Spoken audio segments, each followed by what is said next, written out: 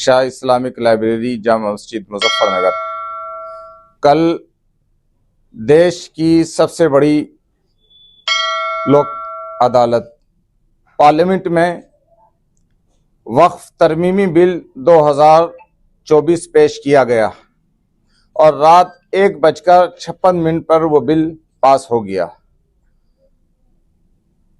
वक्फ जायदाद आजादी के बाद से अब तक एक कसमा पुरसी की हालत में थी, चाहे धार्मिक स्थल हो और चाहे वो किसी भी तरह के परिसर हो या खुली जायदादें, खुली जमीन हो। वो एक लावारिस जैसी हैसियत में थी। हालांकि वक्फ बोर्ड मौजूद थे, लेकिन वक्फ बोर्डों की कारकर्दगी वक्फ जायदादों को लेकर शून्य दायरे में थी, बिल्कुल जीरो थी।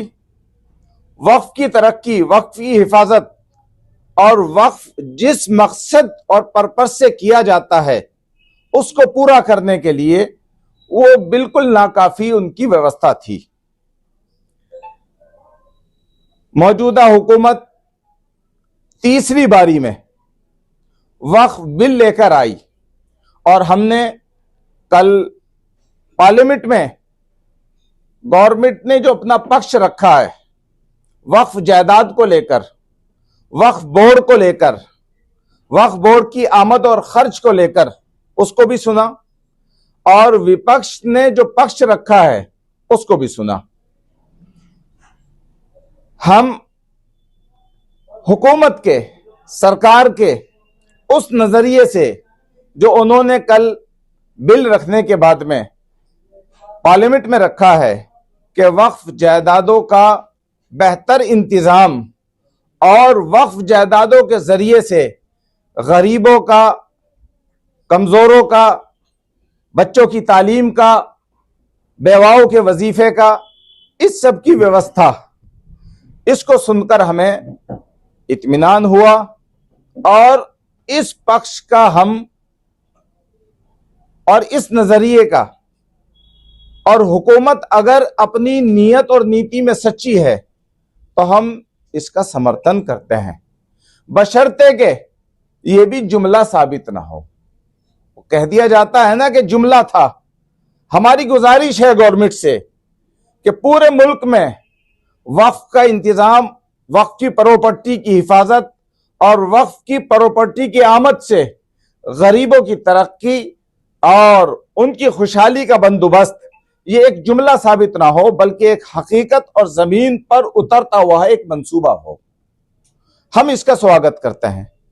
अलबत्ता मुसलमानों की धार्मिक लीडरशिप की जानिब से जो सुझाव दिए गए थे या अभी भी वो सुझाव हैं, हम हुकूमत से मांग करते हैं कि आप वार्ता का दरवाजा बंद ना करें, बल्कि मुस्लिम समुदाय की धार्मिक लीडरशिप और बुद्धिजीवी लोगों से आप वक्फ के लिए और वक्फ जिस मकसद के लिए किया जाता है उसको पूरा करने के लिए वार्ता जारी रखें।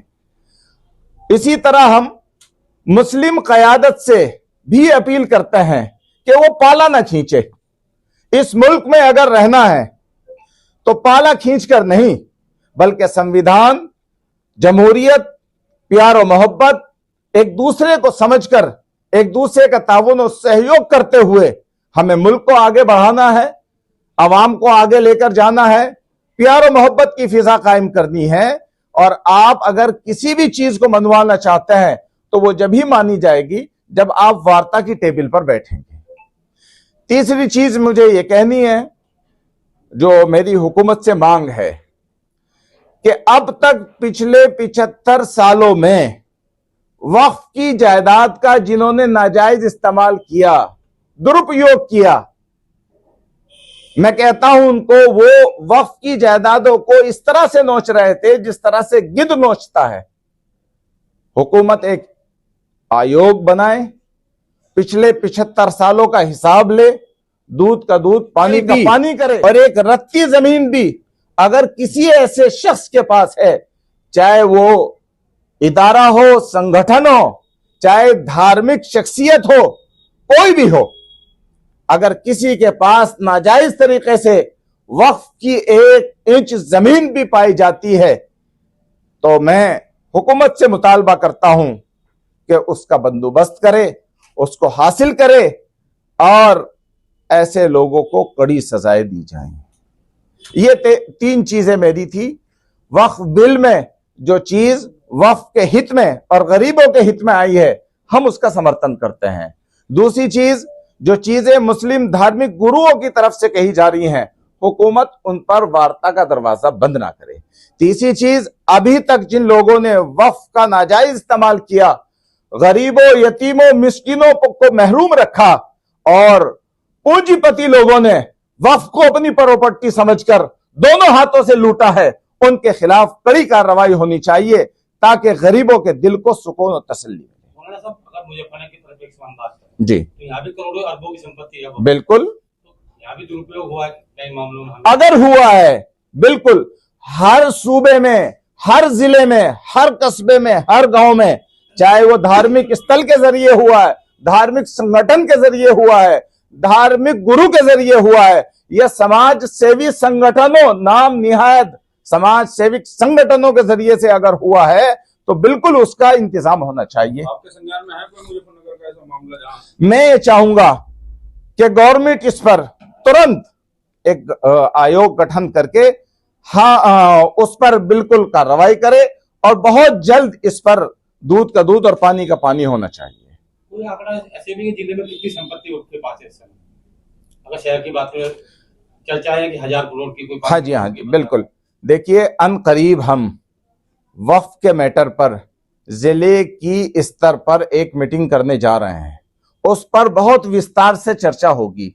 अभी जो बिल लाई है गवर्नमेंट पार्लियामेंट में, उसको भी हमने मंगा लिया है, उसको भी हम पूरे तौर पर उस पर चर्चा करेंगे।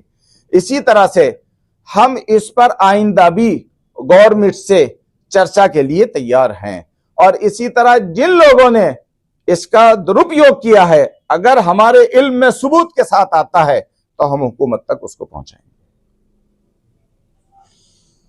कोई आंकड़ा नहीं है कि कितनी संपत्ति हो, कुछ जानकारी है? आ जाएगा आंकड़ा, जल्दी आ जाएगा, बिल्कुल। और हम आपसे भी शहर में तो ये जो सबसे बड़ी जितनी संपत्ति हैं और बहुत सारी चीजें हो रही हैं।